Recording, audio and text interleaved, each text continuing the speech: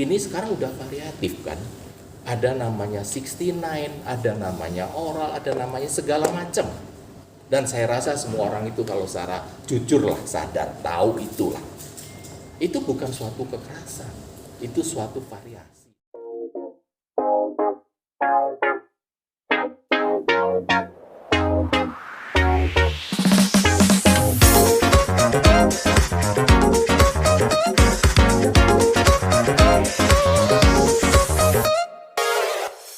Bahwa fakta tersebut adalah tidak benar.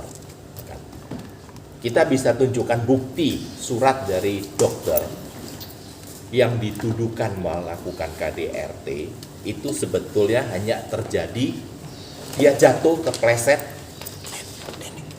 Tunjukkan.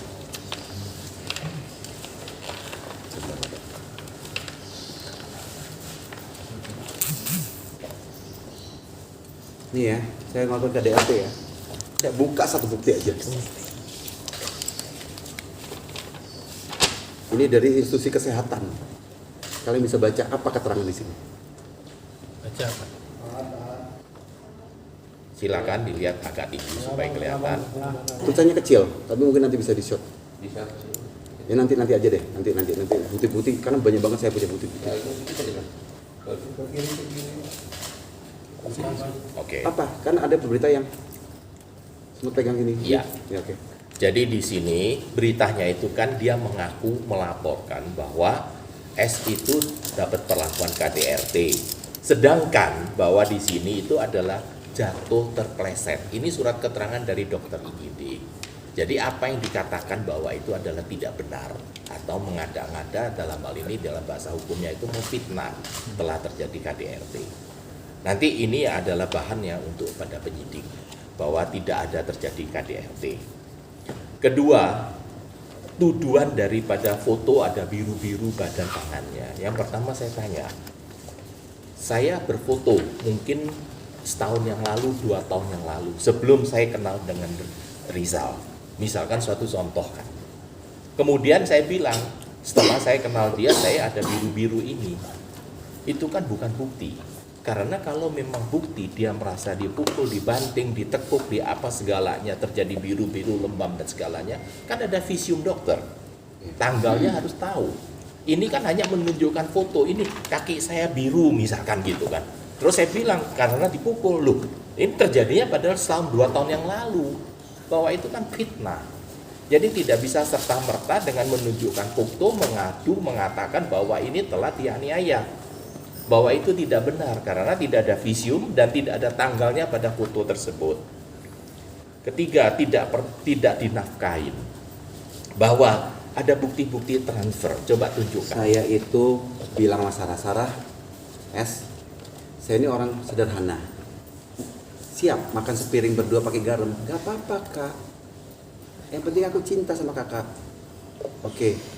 Ayo kita survive bareng-bareng. Dan saya selama untuk pernikahan kemarin itu, ya, saya itu sampai mengorbankan menyekolahkan rumah saya hanya untuk membahagiakan dan untuk ini pernikahan saya yang pertama kali.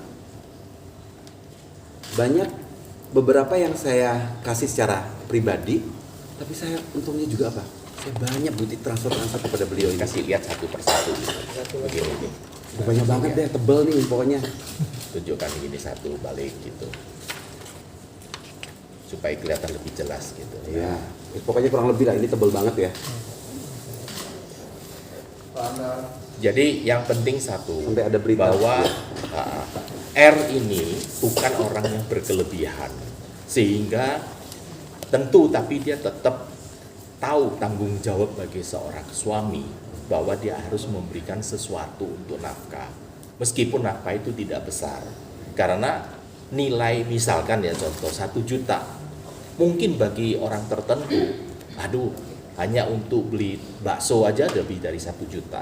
Tapi bagi orang yang uangnya sangat terbatas, 1 juta bisa untuk setengah bulan. Kan itu relatif ya. Tapi yang jelas, apa yang dilakukan oleh RI tersebut pada S, itu jelas sudah memenuhi norma sebagai seorang rumah tangga. Tapi kalau misalkan S merasa bahwa itu tidak cukup, dia sendiri tahu kan bahwa R itu bukan seperti lain-lain ya, mungkin ada selebritis yang dalam hal ini yang luar biasa hartanya. Ini R ini kan yang sangat sederhana lah, dia sampai harus pakai kendaraan umum, kan udah tahu hidupnya itu adalah sangat-sangat sederhana ya. Kemudian ada tuduhan katanya melakukan kekerasan seksual. Kekerasan seksual itu dalam hukum itu tidak serta-merta saya bisa menuduh bahwa telah diperlakukan kekerasan seksual. Harus ada saksi ahli yang memeriksa apa yang dikategorikan kekerasan seksual. Kan? Contoh dalam hal ini, kita hidup dalam masyarakat demokrasi seperti ini. Seksual itu sudah bukan zaman dulu orang tua kita mungkin 2 generasi sebelumnya. Kini sekarang udah variatif kan. Ada namanya 69, ada namanya oral, ada namanya segala macam.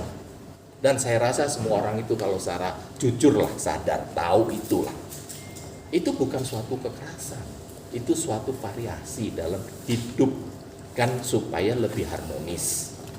Sehingga kalau menuduh kekerasan seksual, silakan secara prosedural. Suruhlah ahli untuk melakukan pemeriksaan apakah betul ini kategori kekerasan seksual atau tidak. Ya. Contohnya, ada berita yang saya baca. Katanya, ada pintu kenapa harus lewat jendela? Kira-kira demikian, mohon maaf ya. Nah, tapi harus tahu, pintu jendela itu adalah variasi. Kedua, S ini ternyata waktu ke dokter di Surabaya itu didiagnose itu mendapat suatu infeksi faktor X yang sangat bahaya, yang dimana pintunya nggak bisa dibuka, kan? Dia sendiri sadar bahwa dinyatakan sama dokter bahwa untuk 6 bulan sampai setahun supaya untuk sementara puasa, kan kira-kira begitu. Itu saran dari dokter. Silakan dokter sebagai saksi. Tapi karena mungkin waktu ketika itu S beretiket baik kan gitu, atau masih sayang sama R, kemudian oke lah kita pakai variasi lain. Kan tidak semata-mata harus demikian. Ya, dia sudah pernah menolak kan gitu kan, tapi akhirnya ya mungkin pernah terjadi berapa sekali, 2 kali, saya nggak tahu lah kan kira-kira demikian. Tapi namun hal demikian harus kita lihat faktor utamanya, bahwa karena dia ada sakit, harus puasa, kemudian dengan inisiatif yang bersangkutan sendiri yang mengajak R untuk melakukan sesuatu hubungan suami istri. Terus kemudian ada yang mengatakan selalu pulang malam dengan mabuk. Kalau pulang malam mabuk ya, mungkin teman-teman di sini kan sudah terlalu banyak lah hubungannya sama artis-artis kan. Artis kan tahu sendiri jam tayangnya itu kadang syutingnya itu kan tidak menentu. Bisa-bisa 2 hari kagak pulang kan gitu kan. Nah, dia sudah tahu bahwa profesinya itu demikian. Jadi memang R juga mengakuin pernah pulang pagi kan gitu kan, tapi dalam hal ini karena kerjaan. Kalau soal mabuk, saya rasa karena saya mata merah pakai kendaraan umum capek gitu kan ya, tidak di, kalau indikasi mabuk itu kan harus ada bukti saya sempoyongan, ini nggak ada karena saya kecapean itu. Jadi mabuk gitu. dalam hal ini yang kita kategorikan mabuk, misalkan saya sudah minum alkohol sangat berkelebihan, kemudian saya udah telanjang buka baju lah misalkan kan, saya banting-banting meja, saya mukul orang, saya cari-cari orang, itu namanya mabuk kan gitu kan. Dan lagi R dalam hal ini kalau matanya merah terus kemudian capek sudah teler seperti orang sudah sempoyongan, itu kan tidak bisa serta-merta dituduh sebagai mabuk. Kecuali dalam hal keadaan mabuk, si R ini melakukan sesuatu, dia telanjang bulat keliling di jalan untuk lari gitu kan ya, itu dia mabuk lah, dia ada tidak beres gitu. Sehingga tuduhan-tuduhan demikian itu semua tidak benar. Jadi saya minta dalam hal ini supaya teman-teman media mengerti apa sebenarnya yang terjadi.